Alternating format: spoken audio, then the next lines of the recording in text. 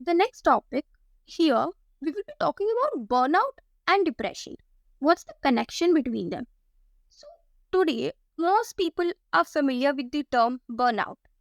Though burnout is not a recognized clinical, psychiatric, or psychological disorder, yet there are similar features between burnout and diagnosable conditions such as depression, anxiety disorders, or mood disorders, as they even share some of the same symptoms. Certain symptoms that are considered to be typical of burnout that also occurs in clinical depression. So that would include extreme exhaustion, feeling down, and reduced performance. Some people who are experiencing such symptoms may believe incorrectly that they are just burned out, when in fact they may be just depressed. So this is why managers or the organizations or even the co-workers must be very careful not to assume that any employee is burned out. So eventually this could lead to unsuitable remedies or discourage an employee who has depression from seeking treatment. So for instance, when the employees experiencing the symptoms may have advised to take a longer vacation or more time off from work. So those who are simply overworked and exhausted because of work can be even usually recover if they follow that advice. But if an employee has depression and takes a longer vacation or more time off from work, doing so may actually make matters worse, right? So the help that most of the depressed persons needs is very different from often includes those treatment or medication when a person is experiencing a burnout. So, the other typical symptoms of depression would include the low self esteem, hopelessness, and even the suicidal thoughts. So, they are not regarded as typical symptoms of burnout.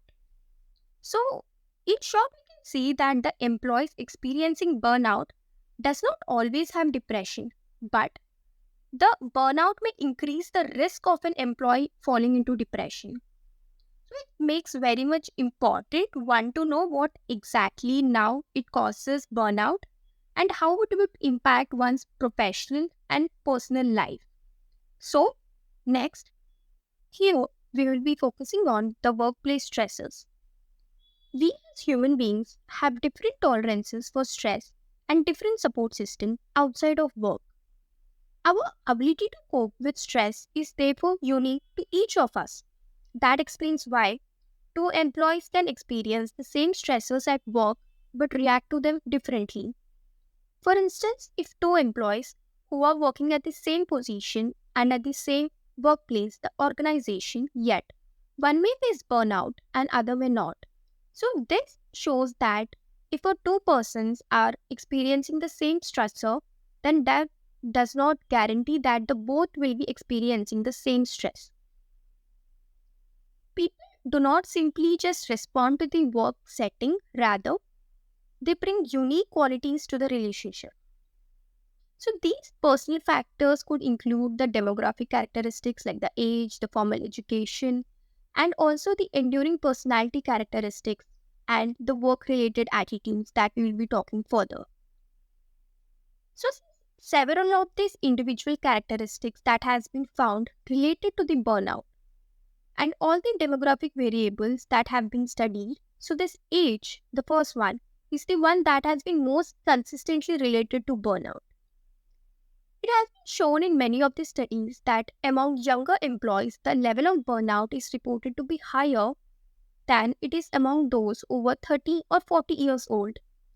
Thus, age is confounded with work experience, so burnout appears to be more of a risk earlier in one's career.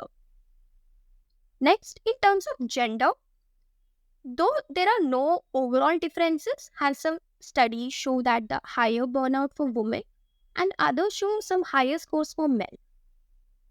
Next, with regard to this marital status, so those who are unmarried, especially men, seem to be more prone to burnout compared with those who are married. And singles seem to be experience even higher burnout levels than those who are divorced. And In terms of the level of education, it has been found that the higher level of education report higher levels of burnout than less educated employees. It is not clear that how to interpret it, this finding, but this education is confounded with other variables such as occupation and status.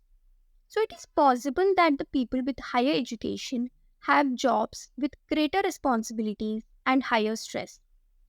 Or it may be that more highly educated people have higher expectations for their jobs and thus more distressed if these expectations are not realized. So, not only these demographic characteristics, but there are also these personality characteristics that do impact. So, several personality characteristics, the traits, have been studied. So, in attempt to discover that which type of people may be of a greater risk for experiencing burnout. The first, the hardiness. So, people who display the low level of hardiness. So, the hardiness means that this involvement, the person's in daily activities, a sense of control over events, and openness to change. So, if a person has a low level of hardiness, they have higher burnout scores, particularly on the exhaustion dimension.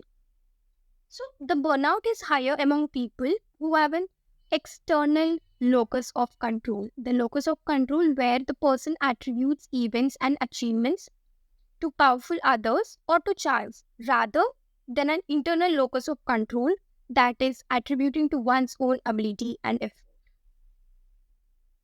Even the results has been found that the person who has low self-esteem is also more prone to burnout. And in terms of coping styles, those who are burned out cope with stressful events in a rather passive and defensive way, whereas the active and confrontive coping is associated with less burnout. In particular, the confrontive coping is associated with the dimension of efficacy. So, this dimension, the lower self esteem, the low level of hardiness, and an external locus of control and an avoidant coping style typically constitute the profile of a stress prone individual.